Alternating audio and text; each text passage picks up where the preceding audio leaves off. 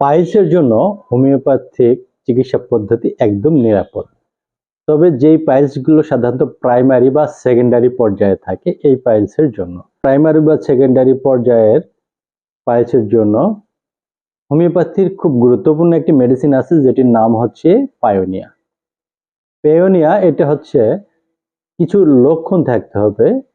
প্রথমত পাইলসের সাথে মলদ্বারে অত্যন্ত জ্বালাপোড়া থাকে এবং ওই অংশে ব্যথা থাকে। পাইলসে সাধারণত ব্যথা থাকে না, কিন্তু পিওনিয়া রোগীদের ব্যথা থাকবে। বিশেষ করে মল ত্যাগের পর যদি ব্যথা থাকে ওই সমস্ত রোগীদের ক্ষেত্রে পায়োনিয়া মাদার টিনচারটা খুবই ভালো কাজ করে। এটি 10 থেকে 12 ফোঁটা 3 বেলা খাবারের পর সামান্য পানি সহ সেবন করতে হবে 1 থেকে 1.5 মাস। পাইলসের গোটা প্রাইমারি সেকেন্ডারি পর্যায়ে থাকলে একেবারে নিয়ন্ত্রণে চলে আসবে।